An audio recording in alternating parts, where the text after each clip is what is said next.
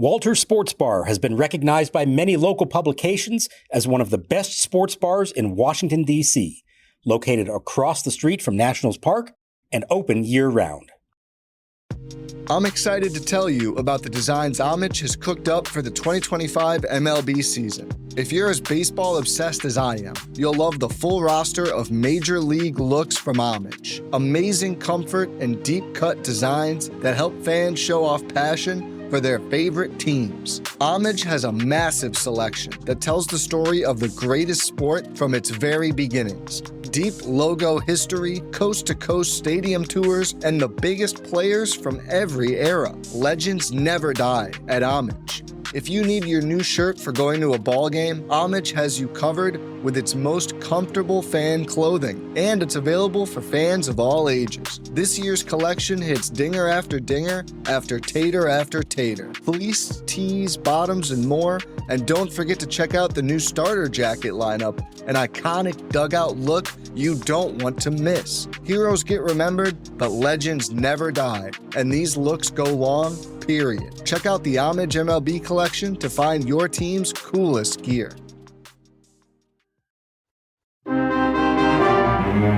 Here's the set and the pitch. Swing and a line drive, base hit left field. Manzardo will score from third. They're waving the other runner home. Throw will be cut off from Cole to Abrams. And across the plate comes Santana. Stopping at second is Bo Naylor. It's a single to left and 2 runs batted in for Arias. And the Nationals bullpen unable to stop the fire. The Guardians have scored 5 times now here in the 7th inning, and Cleveland is back in front. It's the Guardians 7 to the Nationals 6. 3-1 to Tena. The kick, here it comes. Swing and a line drive. That's going to fall a base hit into center field. Both runners will score. Ruiz has crossed the plate. Here comes Dylan Cruz, and into second base goes Jose Tena. He's driven in 2 more. The Nationals plate 4 in the bottom of the 7th inning. Unbelievable. It's now the Nationals 10 and the Guardians 8. 2 balls, 2 strikes. Naylor takes the lead. He's the tying run. Ruiz sets the target. Here comes Finnegan's 2-2. Swinging a line drive left field. Call broke in. He's there waiting. Alex Call makes the catch. This game is over. Kyle Finnegan, career save number 100, makes a winner in the Nationals in Game 1, 10-9. Santana off third. Salazar delivers. High and away. Ball pops off the mid of Adams. It goes to the backstop, and Santana will score. A walk, a wild pitch, a ground out, and a wild pitch. And it's 7-1 Cleveland. And welcome to Nats Chat along with MASNsports.com Nationals insider Mark Zuckerman, who is at Nationals Park. I'm Al Galdi, host of the Al Galdi podcast. So much for the Nats bullpen being good in the team winning 2 out of 3 games at the Cincinnati Reds over the weekend. Nats relievers over a doubleheader split with the Cleveland Guardians at Nationals Park on Tuesday combined to allow 13 runs in 6 2/3 innings. Game 1 on Tuesday, a wild 10-9 Nats win over the Guardians in a game in which the Nats blew a 6-2 7th inning lead, but then overcame an 8-6 7th inning deficit. The Nats won this game despite their 5 pitchers in the game combining to give up 14 hits, issue 4 walks and a wild pitch, and record just 1 strikeout. Game 2 on Tuesday night, a 9-1 Nats loss to the Guardians. The Nats in MLB's 2025 regular season now 17-20. You can find us on X at Nats_chat. You can find us on Blue Sky at Nats Chat Podcast. You can email the show, natschatpodcast@gmail.com. This installment of Nats Chat is brought to us by Table to Mat, which you can count on for all of your nutrition and personal training needs. Table to Mat offers virtual and in-person nutrition services and personal training to the DMV area. You can email Table to Mat directly through the website at tabletomat.com. That's the word table, the number 2, M-A-T, as in Michael A. Taylor.com. You can call Table to Mat 240-388-2206. Coming up later in the show, a report on the Nats AAA affiliate, the Rochester Red Wings, from the voice of the Red Wings, Josh Whetzel. So because Monday evening's Game 1 of the series between the Nats and Guardians was postponed due to rain, and because we on Tuesday had this traditional doubleheader starting at 3:35 p.m., and because Game 3 of the series is scheduled for Wednesday afternoon at 12:05, the Nats and Guardians are in the midst of potentially playing a 3-game series in a period of 24 hours. Pretty unique. We are in the midst of a jam-packed period of baseball at Nationals Park. And Mark, there was quite a lot to take in on Tuesday, especially with that Game 1. I don't know if I could take another one like we had on Tuesday, Al. I don't think I'm up for another one of those on Wednesday, to be honest. I'd like a cleaner game on all aspects. Game 1 was wild. Absolutely wild, back and forth. The kind of game that you can reasonably walk away from and say, man, this team has some major issues, especially in their bullpen. But a game you could also walk away from and saying, man, this team is resilient. And in spite of all the bullpen issues they are proving that they can overcome this on a fairly regular basis and still come back to win games. That was an inspiring way to come back and pull it off. But the balloon gets deflated again in Game 2 because it was such an ugly loss. And it's not that they lost the game, but it's the fact they just got blown out and that a close game blew up because, once again, the bullpen could not just keep things where it was. And so it's right back to being a problem again. For the briefest of periods, 24 hours, they had surpassed the Angels and only had the 29th worst ERA bullpen-wise in baseball. They're back in 30th place again with the ERA back over 7. We've discussed it ad nauseum. There's not a lot they can do there to fix the problem other than hoping that some of these guys with some track record and some young guys can flip the switch and start pitching more consistently for them. It just is especially painful because we had this tease at the Reds, and you say to yourself, well, maybe, just maybe, things are getting better. Maybe, just maybe, the Andrew Chafin effect is real. And Chafin actually pitched well on Tuesday. He was like the only Nats reliever who pitched well over the course of this doubleheader. But yeah, you get slapped right across the face for even thinking, for even entertaining the notion that this bullpen is getting better with what happened over the course of this doubleheader. So Nats relievers over the 2 games combining to allow 13 runs in 6 2/3 innings. The 10-9 win over the Guardians in Game 1. 4 Nats relievers combined to allow 7 runs in 3 2/3 innings. Like I said, Chafin was good. He got things going in this game from a bullpen perspective for the Nats. Tossed 2/3 of a scoreless inning. He in the top of the 6th faced 3 batters and got 2 outs. But then the parade began. Jose A. Ferrer officially allowed 5 runs in a third of an inning.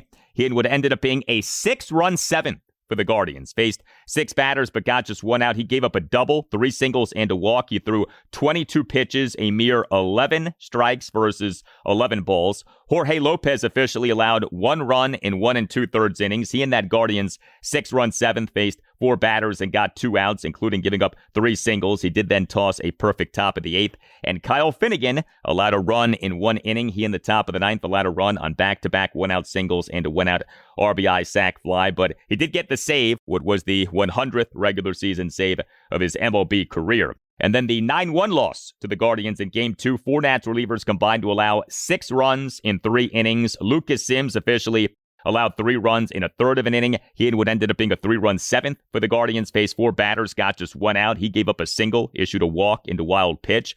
Jackson Rutledge officially tossed 2/3 of a scoreless inning, but that does not tell the story of his outing. He and the Guardians 3-run 7th issued a 1-out run-scoring wild pitch, and then on the next pitch, gave up a 1-out RBI double by Stephen Kwan to the right center field gap for a 6-1 Guardians lead. Eduardo Salazar allowed 2 runs in 1 inning. He in the top of the 8th allowed 2 runs on a 2-out run-scoring wild pitch and a 2-out solo homer. He also issued another wild pitch. And Zach Brixey, who was the 27th player for the Nats for this doubleheader, he allowed a run in 1 inning. He in the top of the 9th gave up a leadoff homer. So we have had the issue of hit by pitches from Nats relievers this season. On Tuesday, the issue was the wild pitch. Nats relievers were issuing wild pitches like crazy over the course of this doubleheader. They're just all over the place. It's walks, wild pitches, hit by pitches, and yes, some hits as well. But I think what bothers Davey Martinez more than anything else is the lack of command, and that's the walks. And of course, the wild pitches go along with that. And, let's start with Ferrer in Game 1.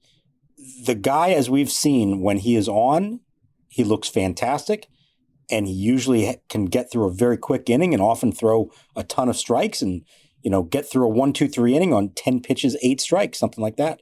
The problem is when he doesn't have it, you can tell, it feels like right away, almost from the first batter, and he does not have the ability or has not shown the ability to fight back from that and still keep the damage to a minimum, if to anything.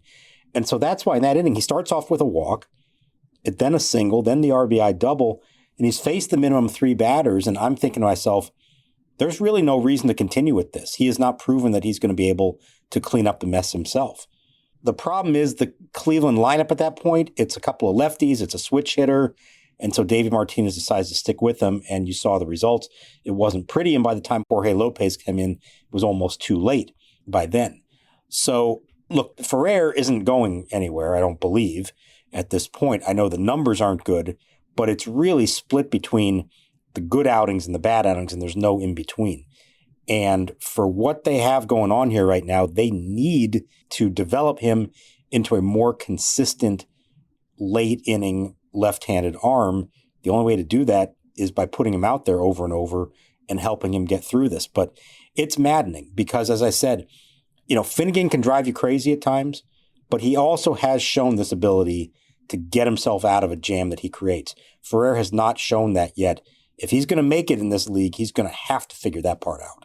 And he's their high upside hope. There are not many guys in this bullpen who have true upside. I mean, if you're really analyzing this bullpen, too many walks, too many hit by pitches, too many wild pitches, and too few strikeouts. Ferrer is one of the few guys in the pen who has legitimate strikeout stuff, and he's young. And so you say to yourself, okay, let's cultivate this. Let's develop this. But it does drive you crazy how when he's bad, he's so bad. And you look at the Nats in terms of relief pitching this regular season. I mentioned the ERA being the worst in the majors, 7.16.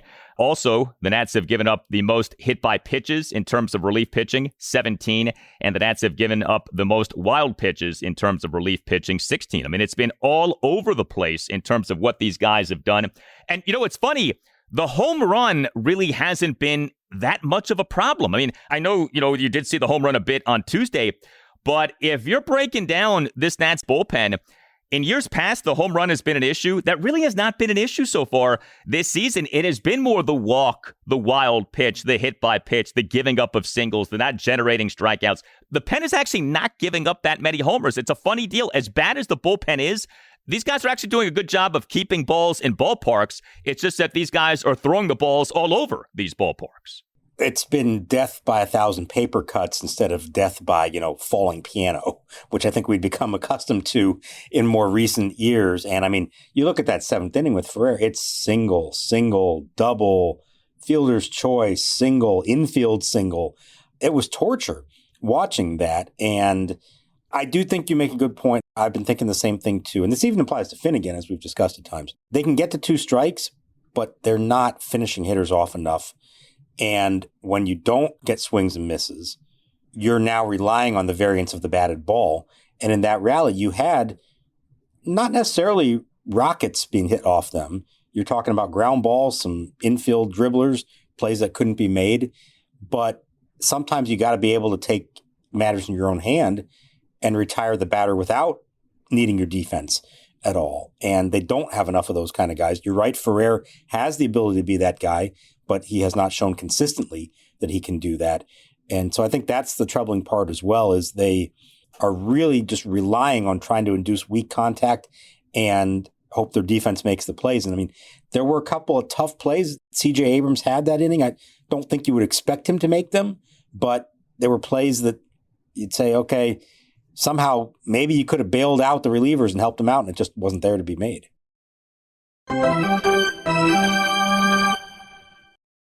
Swing for the fences this summer and hire Table to Mat for all your nutrition and personal training needs. Being healthy and having fun do not have to be mutually exclusive. Table to Mat specializes in making healthy lifestyles enjoyable and sustainable. Are you experiencing headaches, stomach discomfort, or want to lose weight? Find out how your food choices and exercise impact how you feel physically and mentally. We offer virtual and in-person nutrition services and personal training to the DMV area. With over a decade working in our fields, we bring experience and passion to help you be the best version of yourself. Check us out at tabletomat.com, calling us at 240-388-2206, or emailing us at laura@tabletomat.com for more info. That's the word table, the number 2, MAT.com. If you're a lineman in charge of keeping the lights on, Grainger understands that you go to great lengths and sometimes heights to ensure the power is always flowing, which is why you can count on Grainger for professional-grade products and next-day delivery, so you have everything you need to get the job done. Call 1-800-GRAINGER, click Grainger.com, or just stop by. Grainger, for the ones who get it done. When you open a Corona, you hear the sounds of wherever you are a little differently. A little more Corona. And you think to yourself, why am I just listening? Corona, La Playa awaits. Relax responsibly. Corona Extra Beer, imported by Crown Imports, Chicago, Illinois.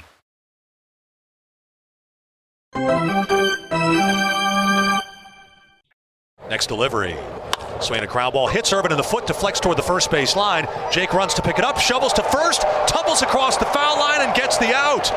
What a terrific play by Jake Irvin, who made the kick save, ran all the way to the first base line, released an underhand throw, then went tumbling across the foul line. That's out number 2. They're going to check on Jake. He's waving off Davey Martinez and Paul Lassard. I mean, Irvin got to it so quickly, and then the tumble roll. The Nats starting pitching in this doubleheader split with the Guardians on Tuesday actually was pretty good. The 10-9 win over the Guardians in Game 1, Jake Irvin allowed 2 runs in 5 1/3 innings. He gave up 4 hits, which were a home run, a double, and 2 singles. He issued 3 walks and a run-scoring wild pitch, all of which came in the top of the first. He recorded no strikeouts, though he did throw a good number of strikes. This was odd. No strikeouts, but over his 95 pitches, he tossed 61 strikes versus 34 balls. I mentioned that top of the first. So Irvin in the top of the first issued 3 consecutive one-out walks and then issued a one-out run-scoring wild pitch for a 1-0 Guardians lead. The wild pitch was a theme in this doubleheader split in terms of Nats pitching. So Irvin has his bad top of the first, but then was good after that. If that sounds familiar, it should. Jake Irvin now in this regular season, 8 starts, ERA of 3.94, whip of 1.15. The problem for him has been the first inning. His first inning ERA, 10.13. That is something. He overall has been pretty good, but he in these first innings has been really bad. It's been really only the first inning that this has happened to him. His ERA from the second inning on is a lights out 2.70. That's fantastic. And, yes, it's a problem that he keeps getting into trouble in the first inning, and the walks were pretty crazy the way that happened.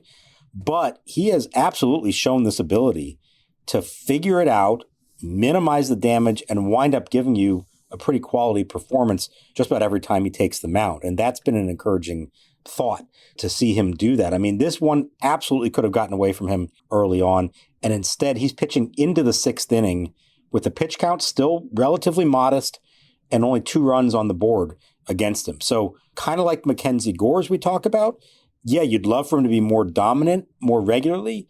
But I think it's such a huge step up for him to prove that he can have these nights when it looks like it might fall apart on him, but he doesn't let it fall apart and still gets you into the 6th inning with a chance to win. That's an important step for a young starter. And, yeah, I'd love to get rid of the first inning troubles, but he's been very good after that and is showing that he can still be effective even when things don't start off on the right foot.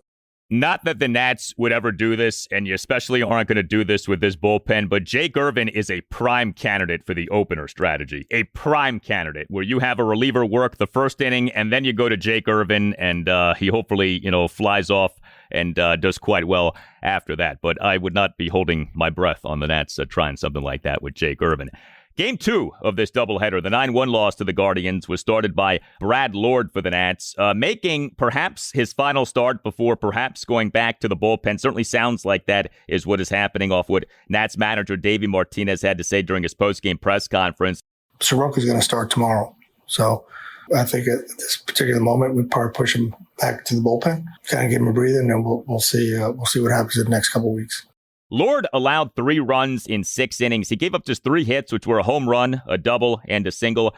He issued a walk and a hit by pitch. He recorded 4 strikeouts. He threw a lot of strikes, 93 pitches, 60 strikes, 33 balls. It was a shame what happened with Lord in this game. He tossed 5 2/3 scoreless innings, but he in the top of the 6th gave up a 2-out, 3-run homer by Carlos Santana to right field on an 0-2 pitch for a 3-0 Guardians lead. And that homer marred an otherwise impressive outing. And the bulk of Davey Martinez's post-game press conference on Tuesday night was spent taking questions about Brad Lord, where he's at, and what is next for him. Davey did confirm that Michael Soroka will be coming off the 15-day injured list, will be starting Game 3 of this series. And off what Davey said to you guys, it sounds like Lord is going back to the bullpen. Yeah, look, we've been discussing this for about a week now of what's going to happen with him. Let's just start off with this game in particular. I thought it was outstanding, and it is absolutely a shame that it ended the way it did, but this is a lesson any young starting pitcher is going to have to learn. You can't ease up off the gas pedal. He's 1 strike away from 6 scoreless innings. He's got a guy down 0-2. You can't leave a fastball over the plate to a hitter like Carlos Santana, and look what happened, and all of a sudden you've given up 3 runs in 5 2/3. It was 3 runs in 6 innings as it ends up, instead of 0 runs in 6 innings. So personally, what he's done the last 2 starts in particular, against the Phillies and the Guardians, building off of what he did prior to that when he was still getting his arm back into full starter mode. To me, he has earned the right to stay in the rotation. But I understand why, if you're the Nationals right now, you look at what you have available to you and you say, they need help in the bullpen. And he's going to provide some help for them there. And that's probably what makes the most sense at the moment. I could make a very compelling argument that he should stay in the rotation over either Trevor Williams or Mitchell Parker. But right now, for where they're at, we know that Trevor Williams has a 2-year deal, was re-signed to be a starter on the team. Maybe eventually he goes to the bullpen, but for now he's going to stay. Parker's had a couple bad starts in a row. Doesn't really have any bullpen experience. You're hoping he can figure it out because he was excellent prior to those 2 starts. Lord as kind of the odd man out. Start of the year in the bullpen, you put him back there, you hope he provides some zeros, maybe even use him in some medium to high leverage spots and see what you can get from him. But in a perfect world, I would love to see him continuing to start for them. I think he's earned it. I think he has shown a lot here, especially these last 2 games against a couple of pretty good lineups in the Phillies and the Guardians. If they believe that Brad Lord is coming on as a starting pitcher, then no way should he be taken out of the rotation right now. And you do something with Trevor Williams. I think it's as simple as that. I would not take Mitchell Parker out of the rotation. He was so good before these last 2 starts. He's a young starter. I think, he's earned a little bit of a leash in terms of struggling. Trevor Williams is not really a road to much of anywhere at this point, right? He's a veteran. He has worked as a reliever in the past.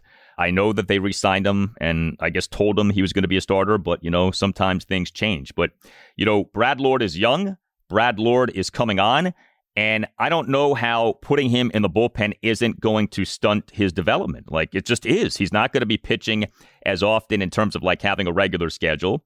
His outings will not be as long. So if he does go back to the rotation, he's going to have to be built back up again, right, in terms of the arm.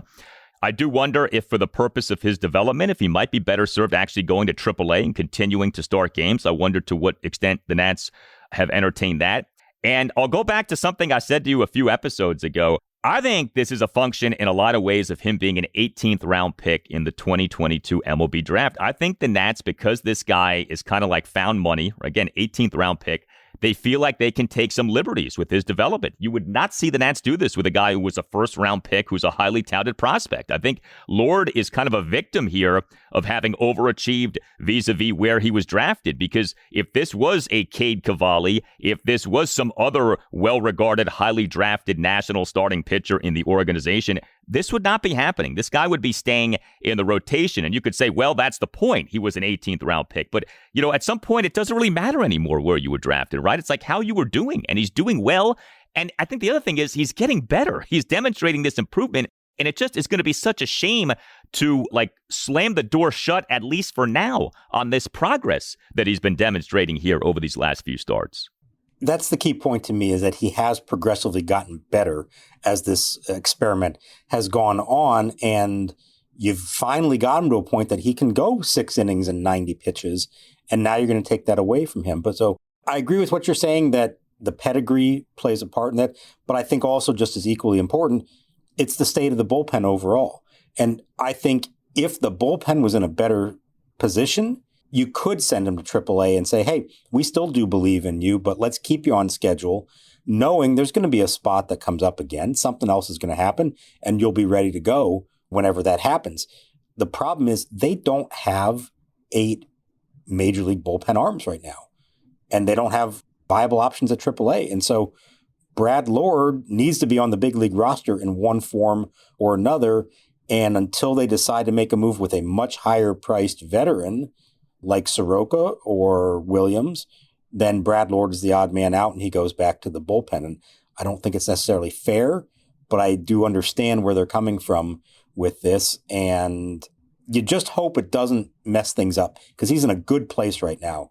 And you don't know how he's going to perform out of the bullpen. You don't know how it's going to go if he does come back to the rotation, whether it's in a couple of weeks or a couple of months. I hope it all works out for him. I've been really impressed with him. A lot of people have been really impressed with him here so far. Every situation is different, and I'm not saying that this is the reason that things didn't work out for him with the Nats, but I remember Eric Fedde being jerked between being a starter and being a reliever, and I never felt like that was good for his development, and I just would hate to see something like that happen with Brad Lord. Hey guys, Al Galdi for Window Nation, which has another terrific offer for listeners of the Nats Chat podcast. Now until May 31st, get 60% off and a free entry door with a house of new Window Nation windows. Plus, pay nothing until 2027. Schedule your free estimate at 866-90Nation or visit windownation.com and tell Window Nation that you want the deal that you heard about from Al Galdi on the Nats Chat podcast. Prepare for the summer heat with energy-efficient windows from Window Nation. Window Nation has some of the best energy-efficient windows out there. Window Nation offers a lifetime warranty on all windows, so you can save long into the future. Hurry. The sale ends on May 31st. Do not miss out on your chance to get 60% off and pay nothing until 2027. Schedule your free estimate right now. 866-90Nation or windownation.com. That's 866-90Nation or windownation.com. And tell Window Nation that you want the deal that you heard about from Al Galdi on the Nats Chat podcast. Life as a small business owner, everything is your problem, and there aren't enough hours in the day. That's where LinkedIn Jobs, and by proxy Nats Chat, are here to help. For those crucial hires that you absolutely can't whiff on, turn to LinkedIn Jobs. Simply post your job, and LinkedIn will take it from there, making sure it gets in front of the properly qualified candidates who are searching themselves. Find out why more than 2.5 million small business owners have turned to LinkedIn Jobs to grow their staff. Post your job for free at linkedin.com/natschat. That's linkedin.com/natschat to post your jobs for free. linkedin.com/NATSCHAT. Terms and conditions apply. If you work as a manufacturing facilities engineer, installing a new piece of equipment can be as complex as the machinery itself. From prep work to alignment and testing, it's your team's job to put it all together.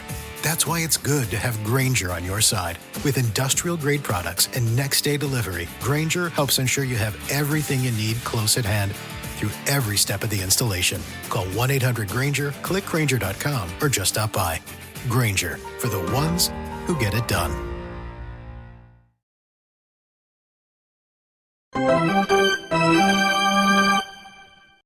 Now the pitch. Swing and a line drive to deep right field. This is way back, and it is gone. Goodbye. Into the Nationals bullpen.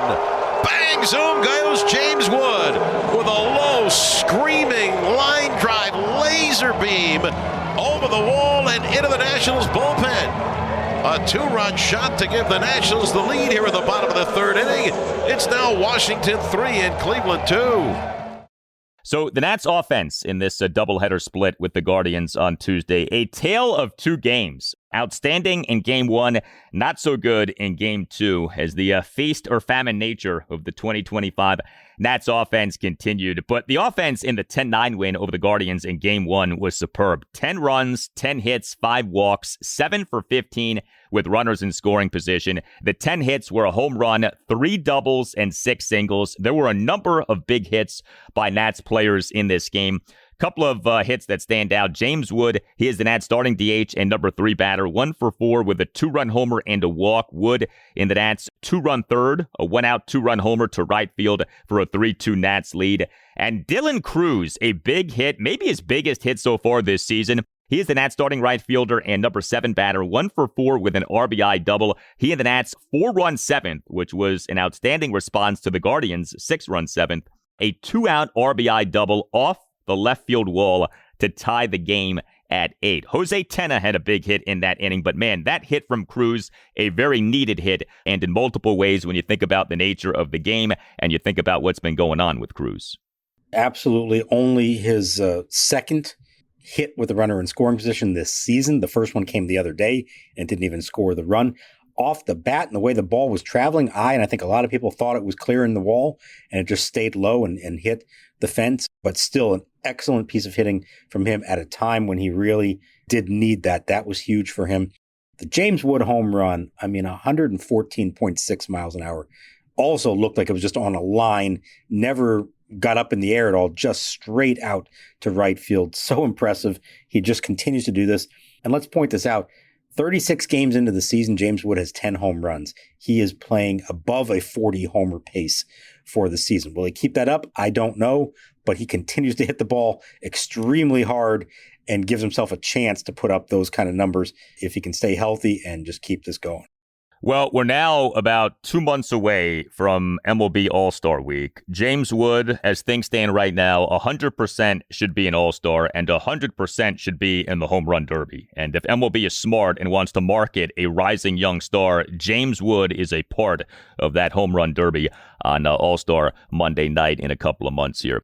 So the offense was so good in Game 1, and then came Game 2, this 9-1 loss to the Guardians. The Nats in that game, just 1 run, just 4 hits, which were a homer and 3 singles. The Nats did work 3 walks, went 1 for 3 with runners in scoring position. Riley Adams did homer in yet another instance of him doing a good job in spot duty as the Nats starting catcher in place of K-Bit Ruiz. Adams as the Nats starting catcher and number 8 batter, 1 for 3 with a solo homer. He and the Nats 1-run 6 had a leadoff opposite field homer to right center field to cut the Nats deficit to 3-1. James Wood in this game as the Nats starting left fielder and number 2 batter, 1 for 4 with a single, extending his on-base streak to 16 games. Wood was back in left field because Josh Bell was back. He returned from a 3-game absence caused by a tweaked groin muscle. Bell as the Nats starting DH and number 4 batter went 0 for 4.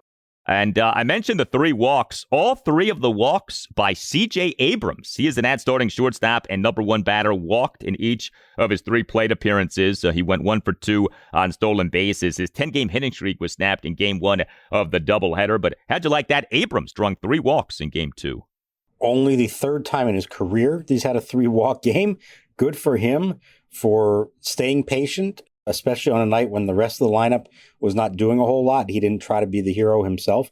That was great if he can keep that going. He is playing quite well since coming back from his very quick stint on the injured list. That's been nice to see. That's been important for him. And Riley Adams, he's now in his last 3 games started, and we know he doesn't start a whole lot. Last 3 games started, he's got 2 homers, 6 RBI. He is coming through despite a lack of playing time, despite a lack of opportunities. This was another bullet to right center field. Very nice to see. And on a night when they just didn't have anything else going. And this is this feast or famine nature of the lineup. They can look so good in the afternoon and so weak in the evening. And it's, again, kind of like you can tell they either have it early on or they don't. And they had a chance in the first inning with the leadoff walk from Abrams, single by Wood. You've got runner in scoring position, and then Nate Lowe strikes out. Josh Bell, runners in scoring position, flies out. Not that Bell alone is the culprit here on a night when hardly anybody did anything, but him in the heart of that lineup, flying out with runners in scoring position, ending the game with a double play when it was already a lopsided game. That was tough. And I look at that and I say, who else should be hit there from the guys who are playing? There's not a lot of great options. Luis Garcia, perhaps. But, man, seeing Josh Bell back in the cleanup spot and struggling was tough to see after, he had missed the last 3 games.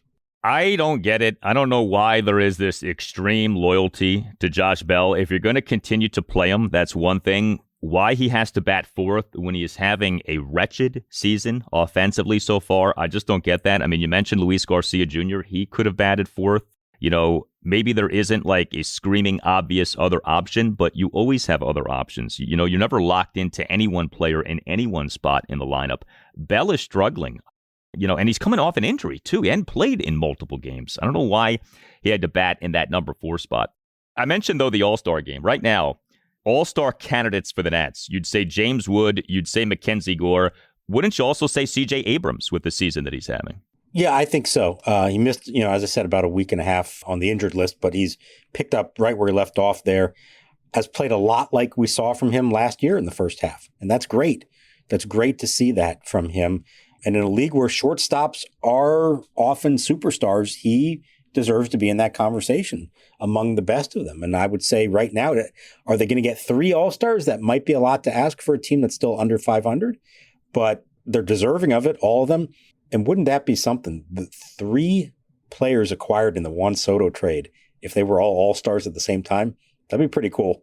That'd be outstanding. And, whether they all get it or not, it's great to be able to say right now that all 3 are deserving of it. And that's what matters the most. All 3 are having all-star caliber seasons. So game 3 for the Nats against the Guardians at Nationals Park, Wednesday afternoon at 12:05. Michael Soroka will be the Nats starting pitcher. He's coming off the 15-day injured list, which he has been on since April 4th, retroactive to April 1st due to a right arm bicep strain.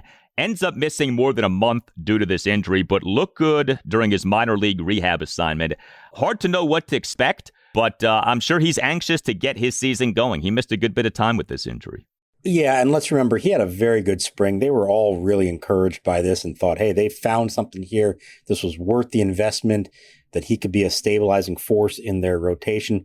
And then felt it on his last pitch in the 6th inning in Toronto, his season debut, and hasn't pitched since. So I know he's been champing at the bit to get back out there. 11 strikeouts on his rehab game, his last one, a great sign.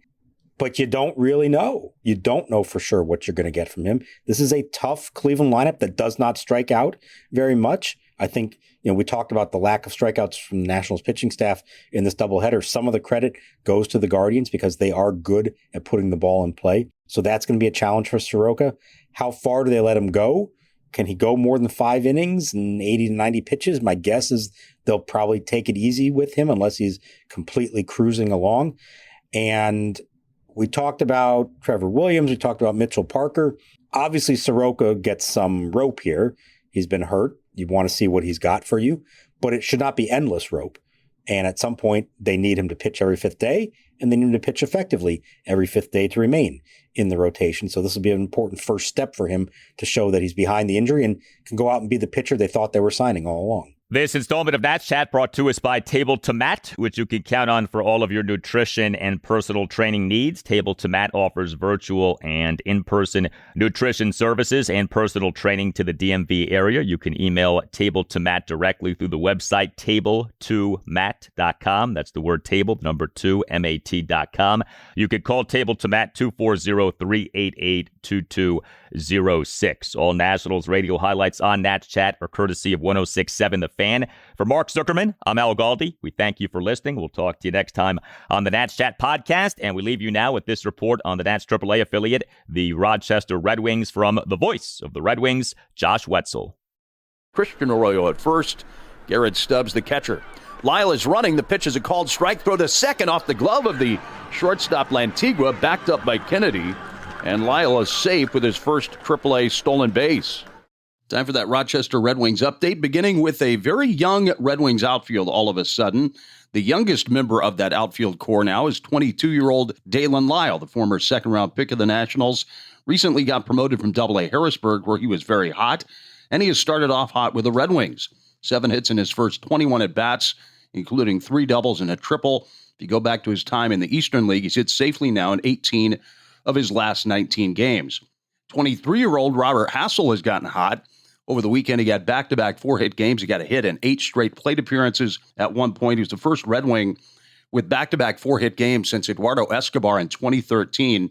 Beyond that, over his last 10 games, he's hitting .444. And now in the season, Hassel batting .293 with 7 stolen bases in 8 attempts. And the old man in the outfield now is 24-year-old Andrew Pinckney, the former 4th-round pick out of Alabama only 2 years ago. For the season, he's hitting .272 with 4 home runs.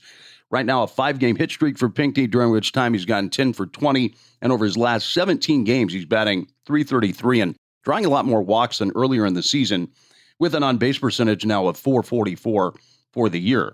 Another position player to highlight, shortstop Jackson Clough, is really putting together a good season. He's hitting .313 right now, walking a lot with an on-base percentage of .400. Currently an OPS of .838 for Clough. 6 for 7 stealing bases, and now over the last 2 seasons at the AAA level, he has stolen 25 bases and has only been caught 1 time. On the pitching side of things, Seth Schumann has made a couple of starts since getting promoted from AA Harrisburg. He's a right-handed pitcher out of Georgia Southern University. He was a part of the same trade as Drew Millis coming over from the Athletics when Jan Gomes and Josh Harrison got swapped to Oakland. Right now, 0-1 with a 3.86 ERA in those first 2 starts for Schumann. His last time out against a very good Lehigh Valley lineup, he pitched 5 shutout innings. And in the bullpen right now, big right-hander Patrick Weigel, a one-time Atlanta Brave and Milwaukee Brewer, has been pitching well. 23 strikeouts in 16 innings on the season. More specifically, over the last 6 games, he's only allowed a couple of earned runs in 9 1/3 innings of work, with 14 strikeouts and just 2 walks during that span. I'm Josh Whetzel with this Rochester Red Wings update. Low off third, Ruiz off first. Now the pitch. Swing and a drive deep to left, down the line toward the corner. It is off the wall and in play. Low scores to tie the game. Ruiz to third will hold there. Headed at second with a game-tying double. And his 7th RBI is Dylan Cruz.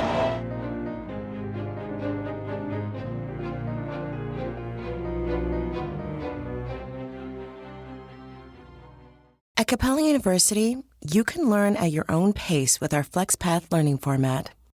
Take 1 or 2 courses at a time and complete as many as you can in a 12-week billing session. With FlexPath, you can even finish the bachelor's degree you started in 22 months for $20,000. A different future is closer than you think with Capella University. Learn more at capella.edu. Fastest 25% of students. Cost varies by PACE, transfer credits, and other factors. Fees apply.